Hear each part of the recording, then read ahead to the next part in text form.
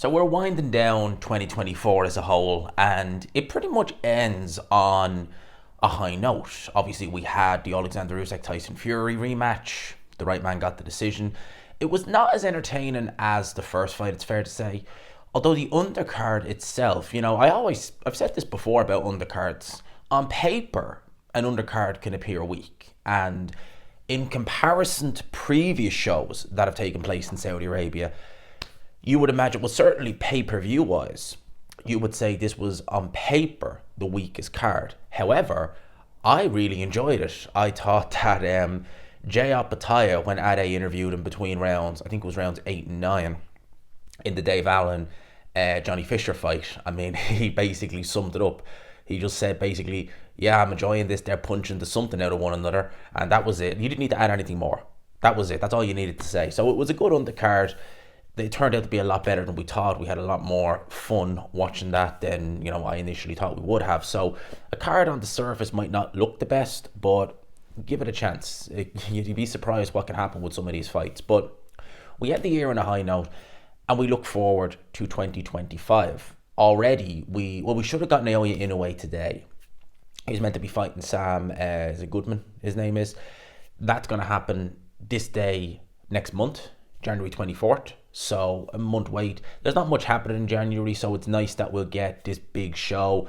We'll have we will have the press conference for the February 22nd show. And that's what I really want to talk about in this video. The February 22nd show, which in my opinion is one of the greatest cards I've ever seen on paper. The level of fights, it's incredible.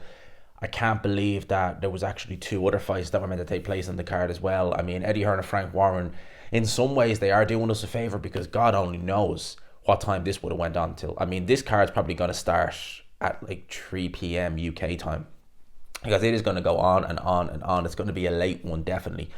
It's a great card. It's headlined by Beterbiev Bivol 2, which, again, the first fight was edge of your seat. Yes, there wasn't the kind of drama that we got in, say, Fury versus Usyk 1, but, I mean, those rounds like that, it was a phenomenal watch. It really was, and I think it's going to be the same this time around.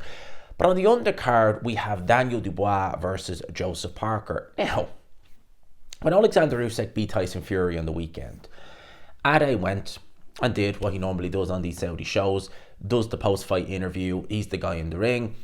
He starts speaking with Alexander Usyk, and then all of a sudden, in comes Daniel Dubois. Now, to his credit, Ade even said it. He said, Daniel, this is his moment. Daniel Dubois is 6'4" and he's 250 odd pounds. You really kind of, if he grabs that mic, I mean, chances are it's gone. So there wasn't much Ade could do in that situation. But the way Daniel Dubois went about it, saying, I want my rematch, I want my revenge, you robbed me. Mate, you hit him low. You even said in the build-up you were going to win by any means, whether it was headbutt or low blows. And he beat you from pillar to post in that fight, with the exception of that 5th round, where you got a foothold in that round by a foul. Seriously, mate. That's what Daniel Dubois did. Now, a lot of people say, that was disrespectful to Alexander Usyk. It was Usyk's moment, and it was. But it's also disrespectful to Joseph Parker in a way, because Joseph Parker is not one of these easy touches for a voluntary defense. And this is a voluntary defense. Daniel Dubois, when you look at the top 15 of heavyweight, there was the likes of Otto Wallin in the IBF rankings. There was, I think Chisora might have even been in there or something like that, but you get what I mean. There was F.A. Ajagba. There was easier touches than Joseph Parker. Joseph Parker, WBO interim champion. So, I mean, they can obviously sell it as, a kind of it's not really a unification, but they can use that caveat to sell this fight. And he's on a great run of form. He lost to Joe Joyce 2 years ago. He fought Jack Massey on the Eubank Smith, Chris Eubank Jr. Liam Smith undercard, the first fight. I didn't look particularly good. Then he had, I forget where he had a fight. I think he had a fight in his native New Zealand or Australia, one or the other. I know he's from New Zealand natively, but I'm not sure if it was in Australia, that fight, or if it was New Zealand, one or the other. He had a little nothing fight. Then he fought on the Fury and Ngannou show. And then he fought Deontay Wilder on the Day of Reckoning show, which was a little over a year ago now. Almost a year, or 23rd, wasn't it? It was a year ago yesterday. Crazy how fast time flies. He fought Deontay Wilder. He got the win. Then in March of this year, he fights Zhilei Zhang and gets the win there. Pretty good run of form, isn't it? And, Zhilei Zhang, he's still very much a serious operator at world level in the heavyweight division. So a very good run of form. Activity was the key for Joseph Parker, but a very good run of form, as I said. And this is no foregone conclusion. You might look and say, well, Anthony Joshua was, decimated by Daniel Dubois, and Anthony Joshua beat Joseph Parker. Yeah, well, styles make fights. I won't be picking Joseph Parker personally to win this fight, but I think he'll do better than Anthony Joshua did. I think he's a little bit more cautious. He's a bit more defensively savvy. And I think that he may be able to find Daniel Dubois early on. Again, I don't think he'll be winning this fight, but I think that he's game. I think he's a live opponent. He'll probably be the underdog, but he's a live underdog. And I think that here we go again. We're doing this again. We're looking ahead while there's something in the way. They've done this so many times with fights. Joshua Fury, after Joshua hadn't even fought Dubois, they were talking Joshua Fury. Fury hadn't even rematched Usyk yet. They're talking about this as a foregone conclusion. They're saying, oh, Fury, Joshua next, Fury did this, blah, blah, blah, blah. No. Whoever you have in front of you, get rid of them first. And I think this is a problem for Daniel Dubois, because if he's overlooking Joseph Parker, if he's thinking ahead, Alexander Usyk, and thinking in inverted commas with Daniel Dubois, but if he's thinking ahead, if he's thinking Usyk, mate, if you were fighting, say, an Overlooking, I'd probably say you need to still look at who you have in front of you, but you could probably get away with thinking one step ahead, because he's not going to cause you that much trouble. Joseph Parker is a different kettle of fish altogether. He will cause you trouble. You need to make sure you are focused on him. Do not overlook Joseph Parker. They pretty much did that first time around with the Joshua versus the Joshua and Wilder show. Do you remember that, the Day of Reckoning, where they were talking about both guys need to win their fights? We're looking at March. We're doing Joshua Wilder. You're like, hang on a minute. Both guys need to win. And it's no foregone conclusion that either guy comes out unscathed. I thought at the time, although I didn't pick him to win, I thought that Parker he was the more likely to cause the upset out of the two. And that was what happened. So you should always just look at who's in front of you before thinking ahead. And Daniel Dubois, I suspect this is what's happening. He's thinking about Usyk. He's looking at Usyk. Mate, you've got Joseph Parker in front of you. Worry about him and then look ahead and see what happens. For Alexander Usyk, I've said it once, I'll say it again. I think he should call it quits.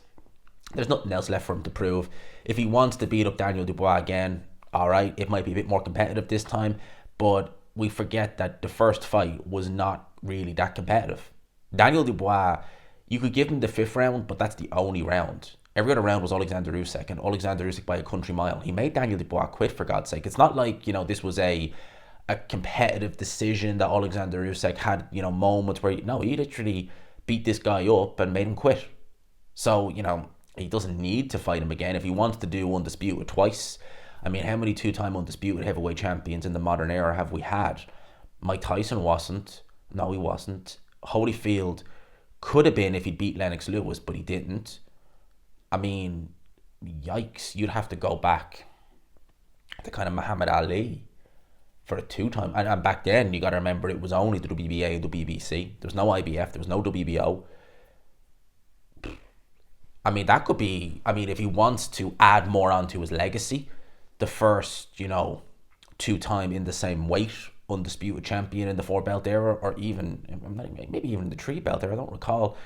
Did Jermaine Taylor ever do it? But it's a while. Put it like that. It's a long time. I mean, if you want to do that, go for it. I mean, it's another little thing to add to the legacy, but do you really need to at this point? So Dubois needs to focus on Joseph Parker, because Parker is still very useful. I do worry about the inactivity. That's something Base spoke about the other night, and I agree. By the time he gets in the ring to face Daniel Dubois, as near as makes no difference, it'll be a year out of the ring. February 22nd, March the 8th are not that far apart in terms of dates, respective dates. So you're talking 50 weeks roughly out of the ring. It's not ideal for someone who does his best work when he's active. So I'm a bit worried about Joseph Parker in that regard. But look, if Daniel Dubois is overlooking him, could come unstuck. Let me know your thoughts on Dubois' immediate actions in the wake of Usyk's win. Did you think that was very disrespectful, what he did in the ring on fight night, taking Usyk's moment away from him? Let me know your thoughts in the comments. I hope you enjoyed it. Smash the like button if you could. Hit subscribe if you haven't already. Peace, lads.